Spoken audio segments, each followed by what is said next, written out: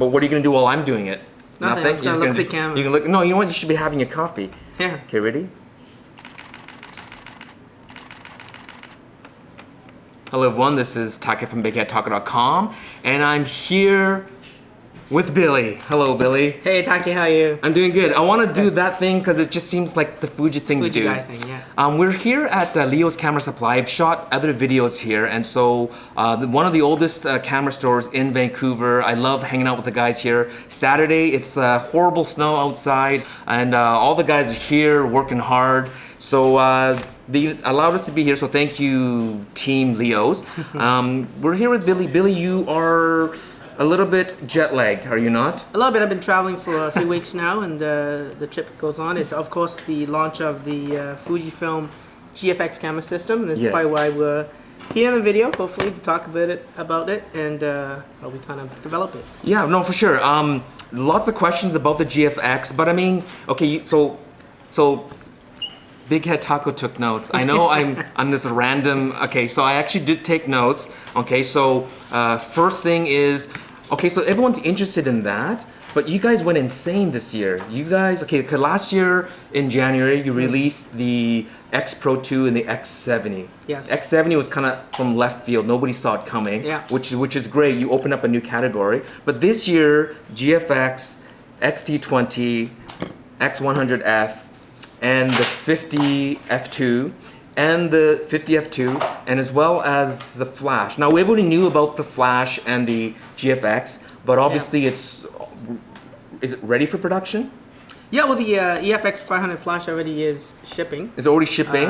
Unfortunately, we don't have stock because it's quickly sold out yeah, many places, as is our Fujifilm X-T20 camera, which is zero stock here, unfortunately, but it's quite of a demand of the camera. Yeah, so we're shooting on my review copy of the X-T2, and I'm going to do a final conclusion of it, but I used it for video in Hong Kong, I used it in Tokyo, Osaka, I've used it in San Diego, and just a very quick review, it is a solid video camera. But yeah, it's very hard to find one of these in stock, so that's a good sign for Fujifilm. Yes, of course. I mean, if you're looking at performance, that's one of the things that's been lagging behind, you know, comparing a DSLR and making the move to a mirrorless camera system. And really the X-T2 camera really pushes that boundary for performance and not only autofocus speed, but also continuous shooting and tracking while continuous shooting. And of course, the biggest issue with any mirrorless camera is, you know, the blackout times when tracking the subject. And really this camera is on par with some of those other full frame cameras. For sure. So really anyone who's in the professional business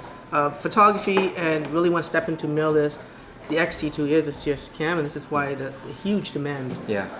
And of course, jumping over to Fuji, you kind of realize the color that's embedded in the processing of Fujifilm cameras, and you know, you really appreciate you know, in terms of workflow, how good images are, and very low editing has to be done. Yeah. So just a quick side point, because again we're already off topic, but the X-T2 does have the F-log, so if you want to shoot log flat, so that in post you can adjust your contrast and put color profiles on there, or you can use the built-in, like to me they're like the film, basically it's like shooting film. You can go from Provia, Vivia, Sensia, Classic Chrome. I'm shooting this in Classic Chrome.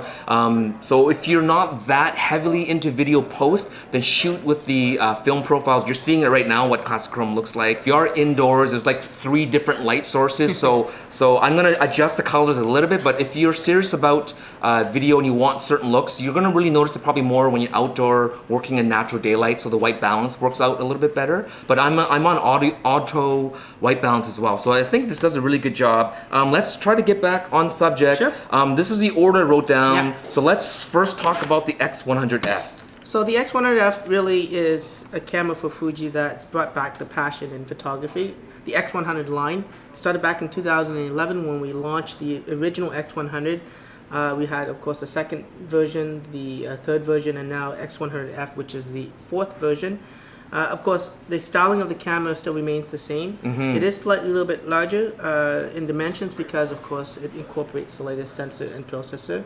And the battery. And the battery. Yeah. The battery was actually needed because of the sensor. It was a little bit more power hungry. Yeah. And so, yeah, we had to incorporate the new MPW126 battery into this. And of course, that's going to allow for more shots per charge, as well as, of course, ensures the camera operates properly with the fast focusing, the fast continuous shooting. You can shoot 8 frames per second, and of course the tracking autofocus system, of course, is taken from the X-T2 and X Pro 2 and brought into a camera like this. So really, it is a whole new cam. There has been some design changes. We've taken the ISO dial from the X Pro 2 and kind of implement that, so it's a dual dial here, as you can see. We're also taking feedback from customers who sometimes find that it's a little bit difficult to adjust ISO. So, even you have it set to the A, you can go into the menu and change that so that you can use the command dials to adjust ISO if you wanted to. Yeah. So these are things that really make Fujifilm a great company, because they do listen to feedback from photographers and try to implement it as best as possible. It's also taken some design cues from the X70 camera, which is that APS-C compact piece that we have there, which uses the control ring. It used to be the manual focus, but you can also now use it to adjust things like film simulation. There's also a digital teleconverter that really crops the images, giving you a 50mm and a 70mm field of view. It crops it, but it brings it back up to 24 megapixels. Yeah, so it up converts it. Correct. Yeah. It sharpens the edges. Yeah. And it cleans out any noises, and it actually does a better job than I would in Photoshop. And I haven't tested it, so I will test that feature. Yeah. Actually, just quickly, in case anyone, because people ask like the weirdest things if I have a strap on. I do have the X70 metal cap on here. There is the official one, but I like to Frankenstein cameras, and I like the look of it. This does not vignette. I did check to see, so this will fit, but this is not officially. You don't condone it. I mean, it fits. It's the same thread, right? Yeah, it could, but it's not really meant for it. But yeah, sure. A couple of quick things as well is the X100F has the updated converters. So you talk about the zoom, but you can, if those that just optically want to either go wider or zooming out, you do provide that. Now there is a slight difference, right, with the new ones? Correct. So we offer 2 teleconverters. You got a wide teleconverter, which brings it from a 35 equivalent to a 28mm. Yeah. Then you also have the telephoto, which brings it to a 50mm equivalent. And really, actually, the quality loss is not much at all. In fact, I think with the wide converter, the image is actually even sharper than with the original lens used on it. Now, the converter is automatically detected by the camera. It uses magnets. Basically, one of the converters have a reverse polarity on the magnets themselves. So whichever one you put onto makes a connection or a switch inside the camera, and it knows automatically to make that change to say that it works. With the old teleconverters, of course, will work as well. Still work. Okay, good. You just have to manually put it into the menus, and really all it's doing is of course optically correcting for any distortions using wide and tele. Can you? Okay, so I'm gonna put you on the spot, Billy, just very quickly. The X70 has that really wide converter that on the 28 gives a 21 equivalent.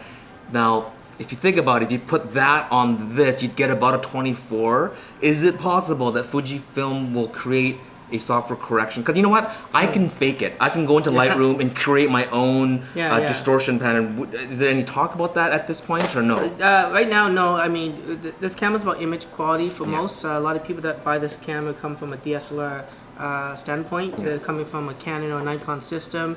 They've shot photography for a very long time. At the end of the day, when they finish work, they're done. And really, this camera is the gateway into having fun with photography again, and just bringing back again that passion. And so really, it's about image quality, and we don't want to go away from that. So if we go too wide or make it too tele, then it actually does affect the sharpness and resolution. Yeah, you lose a bit of the edge. I've done it. So, also, the thing I think maybe Fuji's thinking is that you can't use the optical viewfinder anyways. The viewfinder is not designed to handle that wide. You either have to use the optical viewfinder thing on the top, but then it doesn't match because it only gives you the lines for 21 and 28. So if you can do it, but it's not official from Fuji. I just like to goof around a bit with things. So anyway, so that's one of the things that I did, is I just put this one on, although Billy doesn't recommend it. What else should we talk about this? I mean, there's some design controls, of course. There's a new button in the front, so you can customize that. The rear front command dials are, of course, aluminum, but also they have a push control to them too, and so there's some extra things like back button focusing potential that can be set. All the dials are, of course, put to the right-hand side, so it's a little bit more grip. For your thumb to kind of rest into that. But the overall shape of the camera is relatively the same. it still has that unique hybrid viewfinder system. Yes. So if you are into using the optical viewfinder, of course, you got 100% clarity. You see more of the frame, which allows you to anticipate. You know, you get a little bit more natural poses with people, especially if you're shooting, you know, on the street. Not to say that this is, you know, strictly a street photography camera, but you know, it is small enough. The field of view is great that you know, it is with you everywhere. And you know, Patrick LaRock, who's one of our ex-photographers, has said to us, you know, street photography for him is not just about the street, but you know, just everyday life. In the house could be breakfast, it could be dinner, it could be hanging out for bubble tea, if that's what you like to do. Or Tim Hortons coffee. Or Tim Hortons, How Canadian, yes, yes. So this camera, for me, I think a lot of the Fuji guys, current users will actually, as a B camera to the X-T2, the X Pro 2, these are probably the two that people would consider, and there's advantages to both. So let's, you know, there's so much talk on the X100F, and I think this is kind of one of the things that all the ex-photographers, and many of them had a copy, so they can give you a lot of feedback, and I'm sure you heard a lot. So we'll put this down, because I'm actually finding there's a lot of interest in the X-T20. Yeah, the X-T20 is one of my favorite cameras. You know, really it's the guts and hearts of the X-T2, same sensor and processor. You get all the great autofocus, there's even the custom AF modes for different tracking options. Yes. Although you can't customize it, but the 5 options that are there cover most of the situations. It is, again, an X-T20. Some people call it the X-T20 because, like I said, again, the heart and guts of this camera is in here in a smaller shape, body, size, and weight. You know, and you're talking about mirrorless cameras. Really, it's all about that. It's about getting a camera that has a large sensor that takes great shots in low light situations, but also can accompany you everywhere you go. So you're not just limited to, you know, specific birthday parties, but just on regular occasions, walking down the street. You know, you stick in a small lens. I like some of these new lenses that we have. These weather-resistant lenses. This is the latest ones. The Fujicrons. I call them the Gucci of lenses, but they're all weather-resistant, fast autofocus systems on them. This one is the 50 mil. It's a brand new one. It's equivalent to 76 millimeters, and it really does give you that alternative to shooting portraits. Yes. But it's small and lightweight, and of course, if you pop in even the here, I'll show this even, like, you know, like that's just the cap. I mean, that's, there you go. It is small. You pop in the 27 mil, which is probably one of the most underrated lenses if you haven't tried that out. It is a strange focal length because it's more of an older style lens focal length. It's about 43 millimeters. But you know, it's such a fun little lens to attach onto any of the bodies, and this one here just makes it look like it's like an X100. It's probably about the same weight as the X100. Is it not, when you put that lens on there? Absolutely. Very, very close. So it is all about compact size and weight, but of course, you know, the X-T20 does add things like 4K video. Which the X Pro 2 doesn't have and the X100F doesn't have. Correct, that's right. And I mean, this type of customer, I mean, unfortunately right now I do record 4K video. I just can't properly play it back on my computer. Hopefully one day I get some better laptops, as potentially also upgrade my TV to a 4K. Yes. You know, it does look spectacular even on a 1080p television. What I like about this, because we do Fuji Guys channels, and this is now our main actually B-roll camera, but also even an A camera now, because truthfully we shot with log with the X-T2. It is good, but actually going into the camera's menu system, if you just dial down the highlight and shadow tones to -2 to flatten it out, and you take the sharpness down to -4, it's pretty close to giving you a very flat profile, although you know, you're not going to obviously pull back the dynamic range, but for color grading, it's pretty good actually, and it's very close to the log, and it saves you a lot of time and energy. What was that? Sorry, what was that video you shot? You said that you shot the whole thing with the gimbal with the X-T20. Yeah, so we shot the Patrick LaRock video, which was the X100F video that he did with an interview with him. Yeah, I'll put it in the descriptions down below for it was you fully to check shot it out. basically with the X-T20. It was on basically a gimbal that we walked around the streets of Montreal and we filmed this. We actually filmed it in 1080p, 60 frames, because we wanted to slow it down to give the smoother flow. The 4K video here offers 30 frames per second. Hopefully one day down the future, you know, we can, with better processors, you know, support things like 4K 60 frames per second. That would be awesome. Yeah. Now the 4K is slightly different on the X-T20 than it is on. Yeah, that was the question I had. But if you're gonna answer it now, just answer it. Yeah, Yeah, sure. for sure. I mean, the X-T2 basically has a 1.17 crop, and of course you got high bit rates of over 100, which is of course incredible for the quality. The X-T20 offers the same bit rate, but it doesn't have a crop to it, so it is basically the full field of view. Yes. But it's a half line skip, so you do lose some resolution there. But truthfully, if I look at both of the videos on the computer from T20 to the T2, it's so hard to distinguish between the two, to be honest with you. And the fact that this camera also has a tilt screen, but a touch tilt screen, makes the video kind of good. It's a good start for it. You can tap focus during the video recording, and again, you set this cam to continuous autofocus. You can tap and it will actually pull focus when you need to. And if you want to change the speed of the focusing right now, you can kind of use the custom AF modes. Yes. So there's one that's set to keep on a subject, the other one continues to look for a new subject. Oh, I see. And then as you choose the different parameters, you'll notice that the focus pull is slightly different between the two. And then can you also layer that with face detect as well? You can also layer that with face detection. Now, face detection unfortunately only works with 1080p. Oh, okay. I didn't know that. If you are recording 4K, face detection is not there. But again, that touch option is great. You can use, of course, the touch controls on this camera to do the autofocus points. Yes. However, I prefer using buttons and dials to move the focus points. But in playback, that's what I love. I use a smartphone, I think most people have, and the fact that you can double tap to quickly get into an image, pan, pinch and zoom, and swipe. Exactly. To me, it's really a quick way of checking to show that you got focus, right? Because to some of you, it's very important that your images are super sharp, especially to the eyes if you're taking pictures of people. Do you get a greater zoom with this than the X100F though when you tap? No, it's the same. It's the same zoom, but you it's can do just it quicker. so You don't much have to use the faster. dial. Yeah. So on the X100F, you can push the button in and it zooms right in, and then you push it again. The command dial zooms back out. Yeah. But if you wanted just to zoom in a little bit, you'd have to rotate the command down, go step by step. And you can kind of move around too. Can you just move around the image? You can pan as well. Yeah. So that's kind of the nice feature. So imagine X-T2 with 4K video and touch in a smaller package. Yeah. That's what the X-T20 is, and I love it. I love the color of this camera here, the two-tone silver and black. Of course, there's a black version as well. I just find with this, it looks more like a film camera. People don't bother you as much. I know some people want to be conspicuous on shooting with a black camera, thinking that people are not going to see it. But actually, when they see the silver and black, they're more intrigued with the camera, and they're actually more happy to allow you to touch you, allow you to take the picture. And the fact that they think that you're shooting with film still in this time and age is of course, very helpful. And so that's kind of one of my favorite cameras now. You got the rear and front command dials.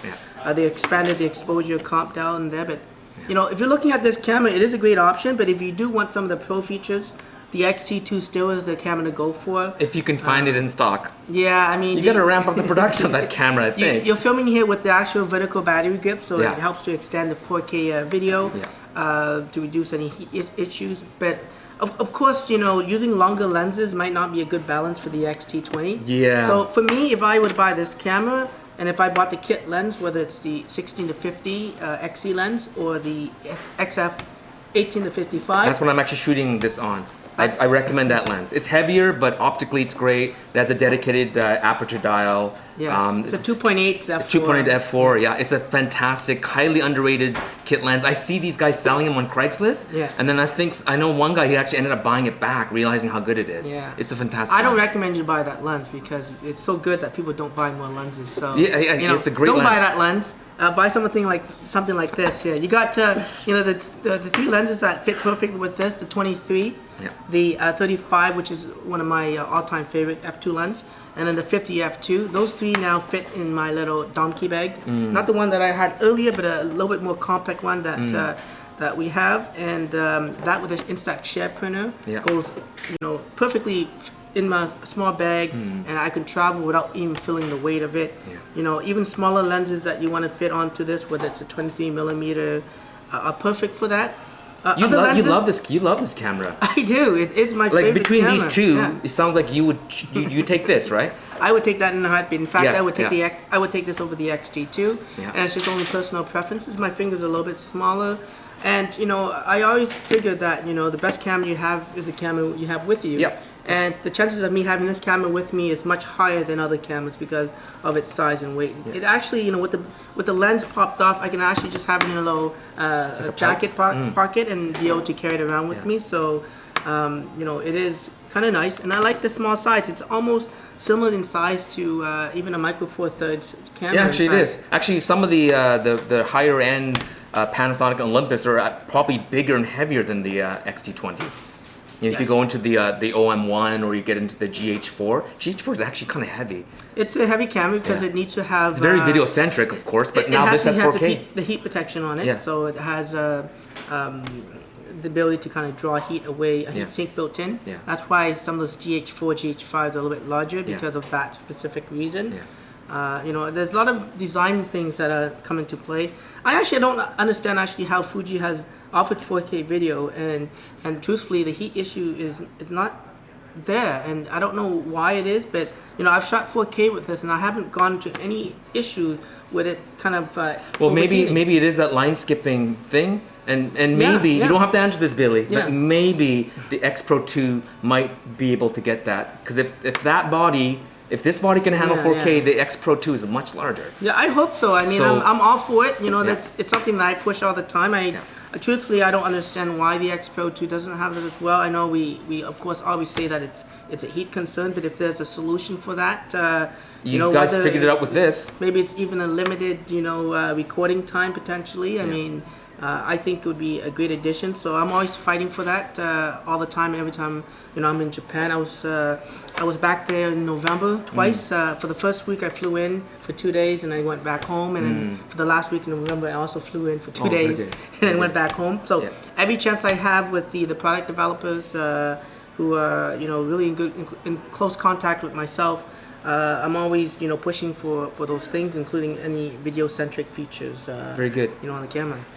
All right, so I think we've spent more time talking about this. Yeah. So, anyways, for me to conclude about this is it is a workhorse camera that does not get much of the glory, even with the X-T1 and the X-T10. I had mentioned many times because of that first generation gummy weather sealing. It was your first attempt at it. I actually like this better for quick shooting, and I'll cut this out if you don't want it in, but the X-T10 outsold the X-T1 total volume. Sure. I mean, it's price point in this camera. It was the right price for the right quality. In fact, again, going back to the X-T1 versus the X-T10, again, those were pretty much the same cameras in a smaller little body. Yeah, exactly. And so, yes, for price, and also, anyone who's buying an X-T2 X Pro 2, looking for a second body, and that's one of the biggest selling features is that, having similar layouts, similar controls, and similar image quality, they just wanted a slightly smaller body to carry on with them, and that helped with, of course, the volumes of sales for both the X-T10. In fact, we were kind of somewhat sold out during the Christmas season, unfortunately, for the X-T10. It was kind of hard to get. Yeah. So anyway, I'm gonna do a full review between these two. As you can tell, Billy loves this. I also really like this. So we're a little bit biased, but a lot of the working Fujifilm X photographers, they really like this, and I know why they like this. But anyways, so these two brand new cameras, I really think these will sell very well. This will get a lot of the glory, but I think this is the underdog that will, it might even outsell this one here. It might sound surprising to you, but you go to a lot of the Asian countries. Yeah. I think maybe it was you or Greg was saying that in South Asia, like the XA series, XA1, XA2, XA3 now, a lot of Instagrammers, a lot of female photographers that want light, compact, interchangeable lens cameras that like SLRs, but too big and heavy. So the XA2 actually did very well for you guys. Yeah, it's actually, Fujifilm's the #1 brand in Thailand right now. The skin tones were the most impressive for most. Really? And there were a lot of female bloggers and photographers, and when they took pictures, I mean, their faces were just incredible, and that's how they fell in love with the Fujifilm color and the Fujifilm processing. And what was the camera? It was an XA2. XA2. But the newest camera, of course, is the XA3. We don't have it here. We don't have it here. But it is, again, a step up from the XA2, giving you more resolution, giving you the same Fujifilm colors and looks. And again, it's just started, but as it seems, it's picking up where it was. it left off with the X. I'll give it a try. The only thing with the XA series is it doesn't have microphone input for video. It doesn't have a microphone input, unfortunately, and it doesn't have electronic viewfinder, so you're strictly shooting with as a LCD. And for most of you, including myself, I definitely need an EVF. To show my shots. So anyway, so again, sometimes the X-T2, the X Pro 2, the GFX, they all get the glory, but really it's these guys that help with the volume, the XA2, XA3, and the X-T10 and the X-T20. So we'll stop talking about the X-T20, and now we will move on to I think what everyone wants to talk about. It is the GFX. Yes. So Billy, go crazy. Let's talk about the GFX. So the GFX, simply put, is Fuji's first foray into a medium format digital camera system. It is the first medium format mirrorless camera that uses a focal plane shutter. It's actually a newly developed focal plane shutter, so it's very quiet, but also it reduces a lot of any shutter shock that could occur. The camera also has some unique shooting features like an electronic front curtain shutter that allows you to, of course, use only one of the shutters. Still allowing you to shoot moving subjects, flash, whatnot, but of course reduces shutter lag down to 70 milliseconds, as well as allowing you to shoot long focal length. Now, GFX itself is kind of a system. The G represents medium format heritage. F is of film heritage. So there's a lot of the film simulations built into the camera. X is the DNA of Fujifilm. That's the dials, the controls, and the operability. Because 2.5 years ago, we sat down with some key medium format photographers who shot landscape, who shot weddings, who shot basically still life, as well as high-end portraits, and shooting for the cover of Vogue magazines and things like that. And we kind of built this system up from their input. So really, this camera was all about operability for them. The button controls, the layouts was where they wanted to be. Some of the features they needed, we actually included it into the camera itself. So GFX really represents that type of format. The 50 is, of course, our resolution. It's a 50 megapixel sensor. Approximately, it's a 44 by 33 millimeter size. That's about 1.7 times larger than a full frame in terms of surface area. If you look at APS-C, jump to medium format, you can see how much larger the sensor is. Of course, it's not just about getting incredible shallow depth of field for medium format. The reason why we went into this, of course, is that you got increased tonality. It's a 14-bit sensor. You also got some incredible dynamic range. There's 14 stops of dynamic range on this camera, and really you can pull back some of the lost highlights and bring it back in post if you wanted to. You can shoot JPEGs. It's a new superfine JPEG mode. So we were just looking at the JPEGs out of camera. It was myself and another media, and then the rest were all ex-photographers, and we zoomed in Lightroom, and we're looking and go, ooh, oh wow. and Billy basically said, these are straight out of camera JPEGs. And man alive, it's almost like if you want to save some time, you just shoot straight out of, like, it looked like you guys worked the files, but you didn't. Yeah, no, skin tone and colors are just perfect. It is a 25 megabyte file size for superfine, and then you jump to JPEG. You jump to RAW, which is uncompressed RAW, and that's about 110. Yeah, it's pretty big. But there is a lossless compressed RAW, and that which I prefer even on these ones. Drops it down to about 50, and it's going to be supported through Adobe Lightroom and Fujifilm software, and hopefully down the road, Capture One will fully support the RAW as well. And then of course for studio shooters, tethering will be available. There's a free app called Fujifilm X Acquire. You can actually connect it to the GFX via USB 3.0, allowing you to dump images onto a computer. From there you can use Lightroom or Capture One as hot folders and actually pull that into the standard workflow that you're used to. But you can also use it with the X-T2 and also the X-T1. So check out that software when it's available, when we launch the GFX at the end of February. So that is the timeline, end of February. Okay. And And of course, there's Adobe Lightroom Pro plugin. If you wanted to have a little bit more control, you have live view controls. You can control everything on the camera. You can actually do focus bracketing inside. So again, do a live view on your computer for macro shooting. You can pick your start point and your end point, and the camera's going to rack the focus automatically, knowing how much to shoot, and it just constantly adjusts the focus and shoots. So for some macro work where you want some increased depth of field, of course the opposite of medium format, you can do that with the app itself, and it also provides a little bit faster performance.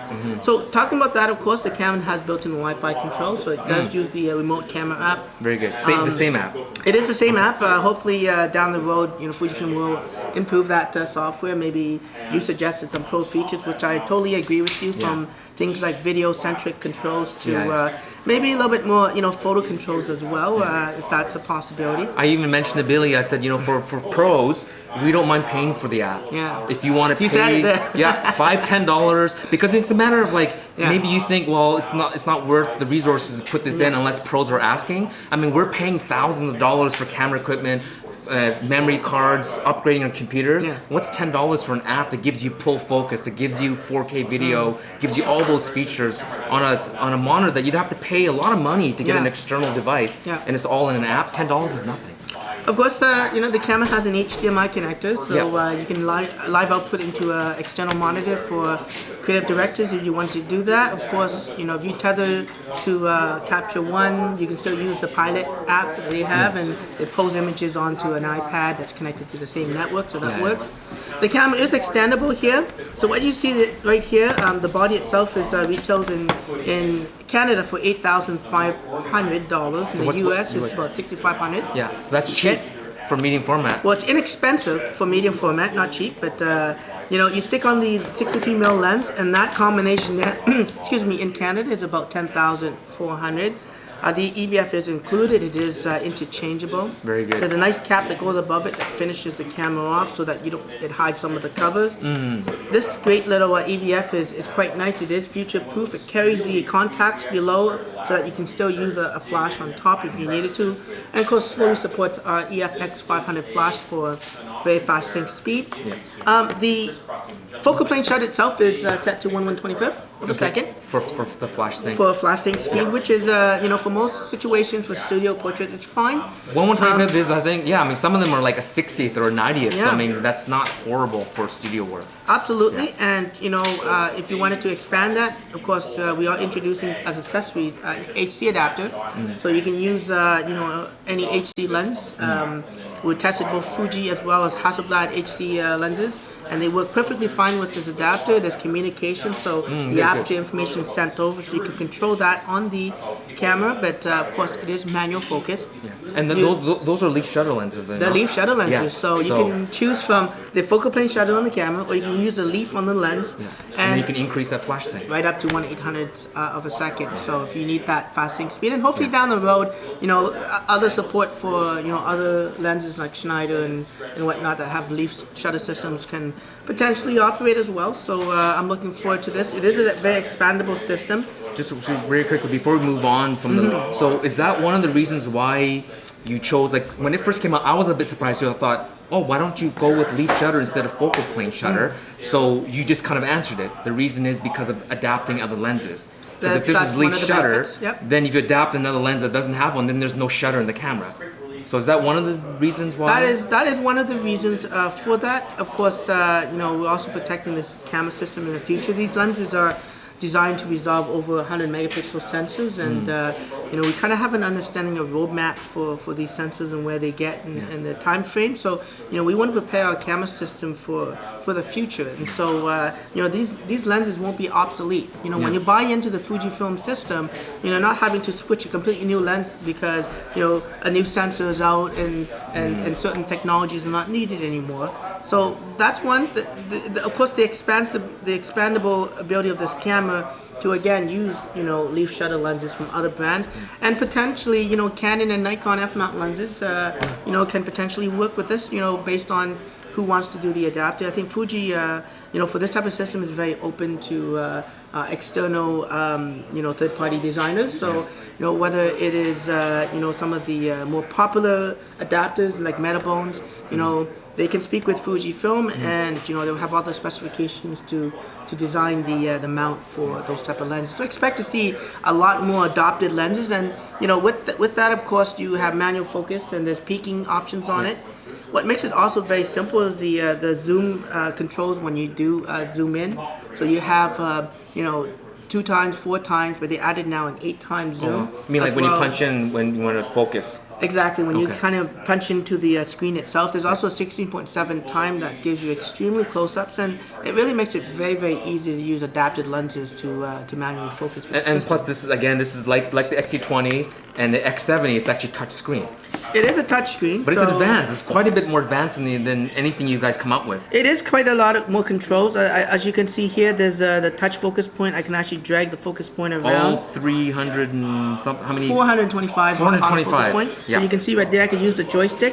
They've also enlarged it from 6 different planes. Yeah. The reason why there's a very small focus point is because medium format, even shooting at f4, it's so easy to put things out of focus. So even if I focus on my eyes, even the slight edge here gets out of focus. Well, with that model, we saw So that. much easier, yeah. Her eyelashes was in focus, but the tip of her nose was out of focus, and then the other eye was already blurry. Exactly, just with the little tilt in the face, and that's kind of nice. So, you got the touchscreen controls, which is nice. You can slide down, you get this little the level. Level. It's a 3D level because, of course, when we built this camera, we had a lot of architects wanted to shoot, and they wanted to ensure that the camera was in perfect plane. Yeah.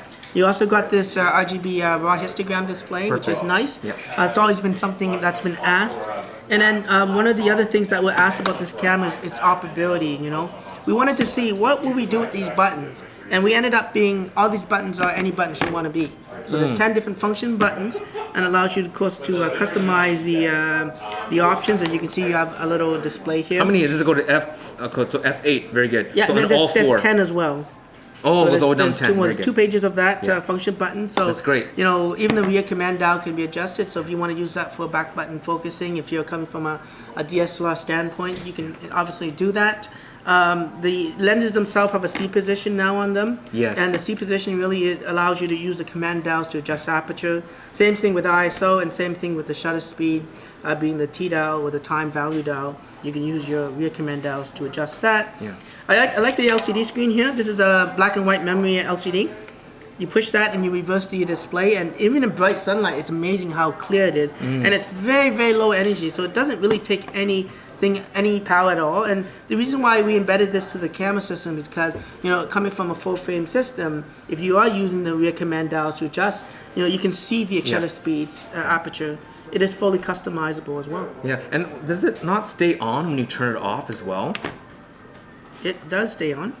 So it shows you some limited information there, like the battery life, how many shots left. I got 2 cards here on here, so it shows that as well. It's supports ultra high speed 2 cards. I got both slots. Both slots there to do that. Yeah. You can also configure it to shoot, raw JPEGs, do backups, or even go straight across. Go straight across for sequential, as well as putting videos on whichever card you want to do. And talking about videos, if you haven't shot medium format videos, it does kind of offer a full HD video experience. It's 30 frames per second or 29.97. But there's quite a bit of a crop in though.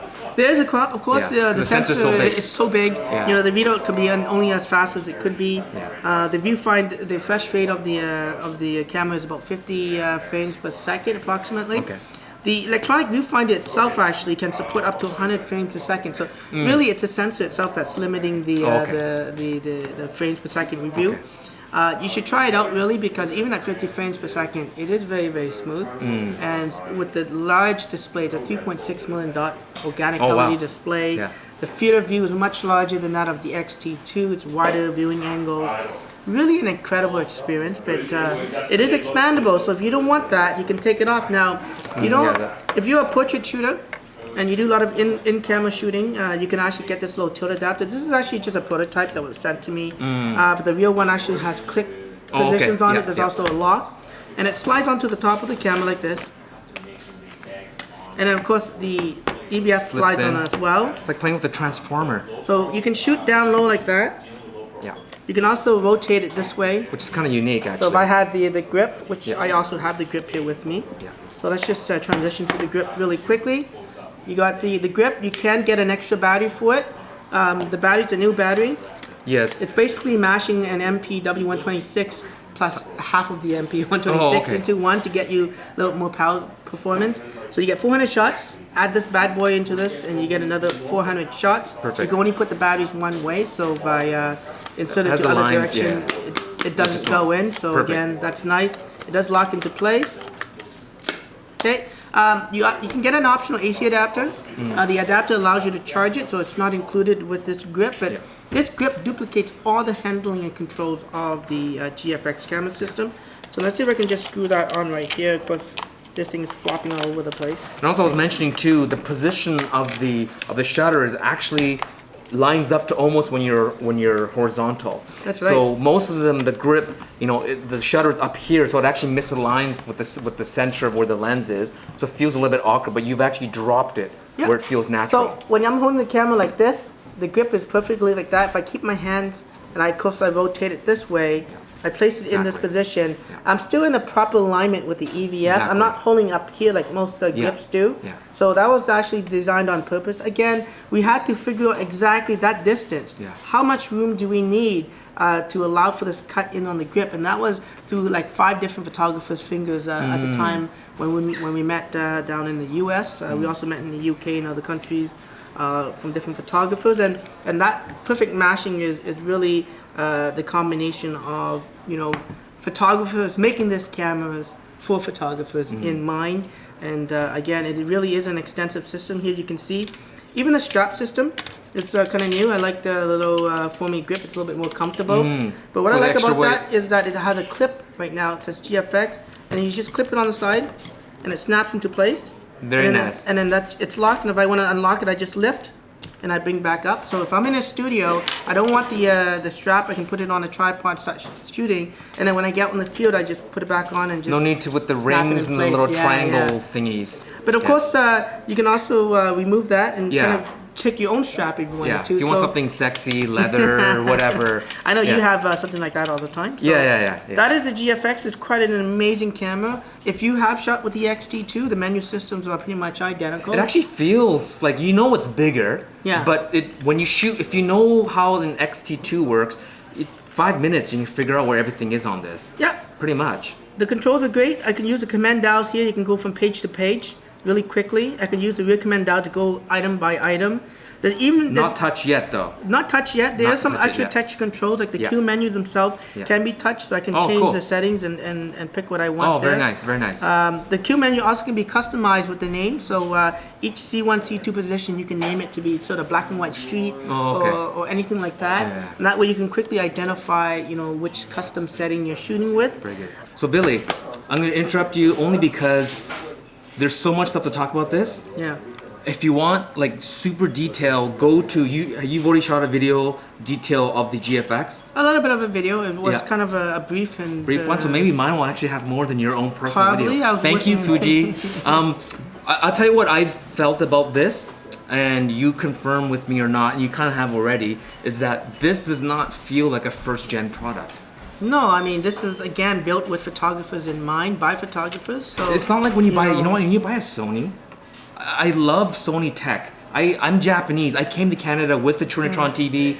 We fully support Betamax. My mom still has Beta movies. I love the technology, but it's like they don't consult photographers when they make their cameras because it's menu driven, and I call it the Nintendo generation. I think a lot of their engineers are in their 20s and 30s. They grew up playing video games. They're used to scrolling through menus. But for those of us, I'm probably older than you. I am older than you. We are used to mechanical dials and such. Many photographers, even when they're young, they start with film cameras and they're used to dials. They're used to ergonomics. You guys really focus on the little things that photographers think about. That guys are looking at spec sheets, right? Going like, okay, let's compare this with the Mamiya phase one. Let's compare this with the Pentax 645, and you're just kind of comparing notes. Now those two systems are built up on existing film cameras, and they've made it over, and some of the features don't make any sense to me. Some of them they slowly phased out. They have lenses that were meant for a full 645, and now the focal lengths don't match. This was a ground up system, which is very difficult to do and to get it right the first time. Yeah. You guys actually, it almost feels like this is a third gen product. The focal lengths match the sensor, so it's not like, well, what is the equivalent? And you're like, oh, well, it's a 90 mil equivalent. Oh, it's close to 50 mil equivalent. So these lenses were designed around the sensor.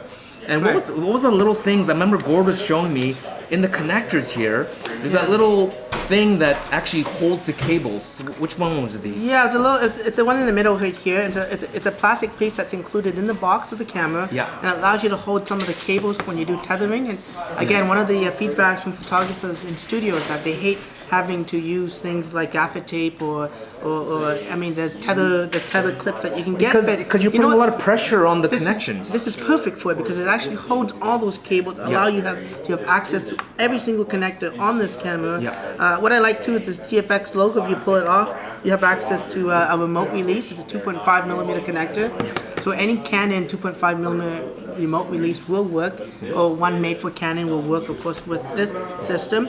You got these cool little tilt screen options, also tilt like that. So again vertical. Shooting vertically, shooting very down low, it's quite nice. And then talking about lenses, I know you talked about how these lenses are made for digital, and they are made for digital.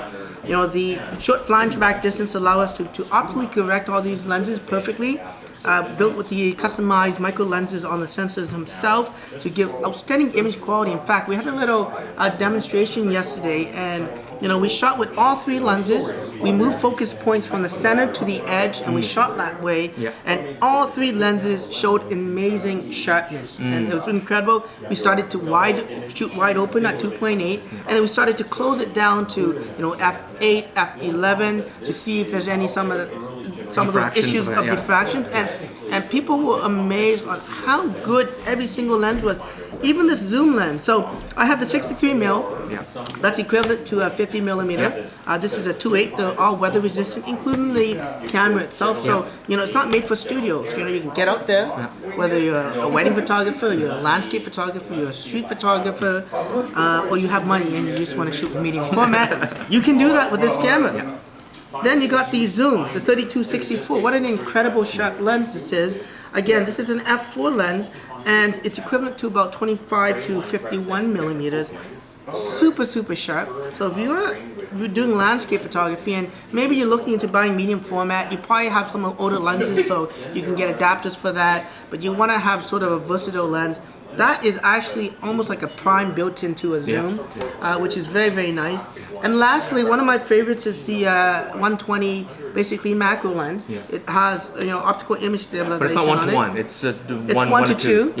So it's not exactly. And the reason why we did it because we wanted this to be very versatile. You can shoot still life photos in the studio. But you can also take this and start shooting portraits. Actually, it's a beautiful portrait. So there's limiters on the side here from focuses to allow you to quickly move the focus point so that the camera can quickly achieve focus. Man, oh man, how sharp this camera, the lens is. Even at the corners, I actually literally took the 425 points and I took the point to the furthest right or the left, shot that, and it showed everyone in the studio, just zooming in at 100%, and you saw every single detail, and it was extremely sharp. I think we won over a lot of people. The size and weight of the system, man. You mentioned the weight compared to the 5D. Yeah, I mean, Canon 5D. this whole system, and it's equal to, or even less than the actual body itself. So the 5D, you can imagine medium format, holding it like this, and even with my hands being this small, it actually really just fits perfectly in all directions. In addition to that, when we launched this camera, right, the body, the lenses, the accessories here that you see, the tilt shift adapter, the HC adapter, those will be available at launch. Okay, so they're right off the bat. We do have a view camera adapter that we're working on. Some of you who were at the event kind of saw that I had a chrome graphite camera, which is kind of a field reporter camera. Really cool, allows me to tilt and lift and whatnot. It was a fun thing to use, especially putting a Schneider lens on that. It was interesting to see the quality of that lens compared to Fuji lenses. In mid 2017, we'll launch 2 more lenses. We'll have the 110 f2, which is gonna be insane. It is f2 medium. Yeah, that's like it's like a Noctilux. It's gonna have super shallow depth of field. I think it's one of the fastest lenses in that category for medium format, and that's kind of nice. And then we're gonna have an 18 mil equivalent. That's ultra wide. Yeah, it's a little bit ultra wide. So for shooting landscapes. And then at the end of 2017, we'll start to launch, of course, the 35 mil equivalent, and that's kind of the sort of your street photographer. Maybe Zach Arias would be the guy who's going to be loving that. Medium format street. Actually, Zach is already planning to sell his stuff to pick up the GFX. He has been waiting all his life for this. There's just something about medium format. It's not the shallow depth of field, but the transitions from things that are in focus to out of focus, the tonality.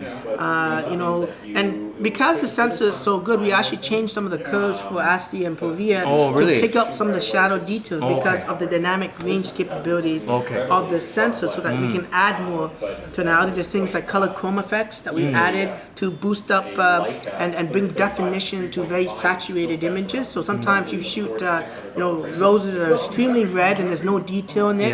That classic the chrome color effect brings up some of the shadows to create more depth into the image itself. Incredible system. I was going to just mention, just before we talk about lenses, some of you younger, newer ones, you don't realize, or maybe you do, that Fujifilm was heavily invested into medium format. I mean, you made broadcast lenses. We still do. They still make, like if you're watching like Jimmy Fallon late night, they could be using a Fuji lens. I mean, these things that look like airplane engines. They're huge lenses, but Fuji's an optics company as well. It is. I mean, if you look at even in Vancouver that we're here, if you look at the where the Vancouver Canucks play, that's a Fujinon lens. You go to Toronto and you at the Air Canada Centre, whether you're watching the Raptors or the Leafs, Fujinon lenses. All right, so Billy, we've talked a lot. We could probably go on for hours. But this is a great system, very mature. Congratulations on this camera. Lenses, 5 to 6 lenses, 6 lenses by the end of the year. Yeah. It's already a system. If you're currently shooting Pentax, Mamiya, if you're currently shooting high-end DSLRs in the studio, weddings, portraiture, and you want to shift over, some of the Sonys, I know that they lack lenses, or they come up with a new body and they have 1 or 2 lenses. Even the Hasselblad, the X1D, it's great, but there aren't that many lenses available for it right off the bat. You guys are really, you didn't come out with 1 body, 1 lens, but initially with 3 lenses, with 2 more coming in a couple of months, and then a 3rd new one coming out. Mid 2017 somewhere. Mid 2017 is very good. So that's excellent. You can have 6 lenses by the end of the year, with all the accessories as well. Correct, absolutely, including the mount, the view adapter and the HC adapter, which would be a lot. And on top of that, of course, we have to develop X-series lenses, right? So yes, we got the macro lens 1-to-1 that's coming out as well. Very and good. Of course, future lenses are in play for the X-series. But you can't talk about them. No, because we're always thinking of new lenses, and we definitely take considerations for the demands, whether it's a refresh of older lenses to potential missing lenses that are maybe good for sports and wildlife photography, maybe long primes. So we'll see where it goes. I would say the long primes for like nature photographers and stuff like that. Like what you're missing that in terms of the DSLR guys, they have the 300-2.8, 400-2.8, 500 f4, 600 f4. If you guys have those, I know you can sort of do it with the adapters and your bigger zooms, but that's probably like the one thing that's missing in terms of those that want those type of lenses. But I know the majority of the lenses are in that 18 to 100, and that's where most people are most comfortable, and that's where you're focusing with your Fujikron, the f2 WR lenses. So that's fantastic. So the 50 f2, I've tested it. Check out my video on it. And this is what everyone's talking about. I like it as well, but just remember that there are a lot of features in this, like 4K touchscreen, what else? Tilt LCD. Tilt LCD. Yeah. So there's a lot of features in this. So if you are considering this for 1300 US. And this with this lens is about the same. I think 1350 US, 1400 US. Or if you want the equivalent focal length, 23 f2, that's 450 US. This is 900 US. 1350 for a very similar. So you're paying about the same price point if you're thinking about the 23 f2 with this or with this. But I'll be coming out with a video between these two, but both very intriguing cameras. Consider this if you want, especially for focus, you want the fast.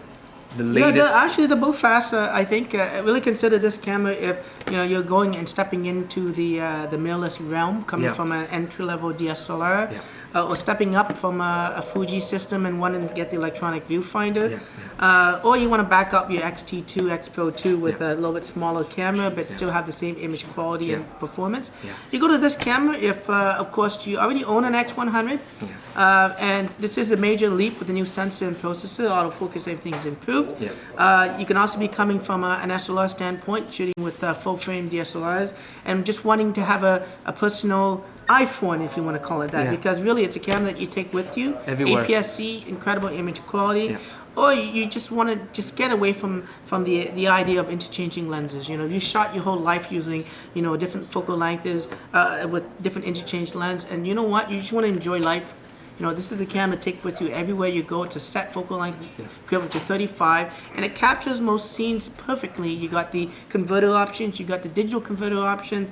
Really, it's a system in its own, and again, it is kind of your new compact camera with a great sensor. Yeah, I mean the 35mm focal, the Canonettes of the 70s, 80s, all those kind of Minolta Hymatics, they're all in the 35 to 40mm range, and there's entire generations of kids that grew up with pictures taken with this focal length. So this is a great camera for that. There's one thing, I might even change the embedding of it, but talking about the Bayer sensor versus X-Trans, we discussed it a bit. You went with X-Trans to get the most, because you chose to go APS-C versus full frame, you needed to make up for it in terms of micro contrast and as well as sharpness, resolution, and you did so by creating your own color filter array, which is the X-Trans layout, so that you can equal full frame at the same megapixel or even higher, and people saw that with even with your 16 megapixel, you could have got a 24 megapixel full frame, and you're getting the same resolution, even though the pixel count was lower.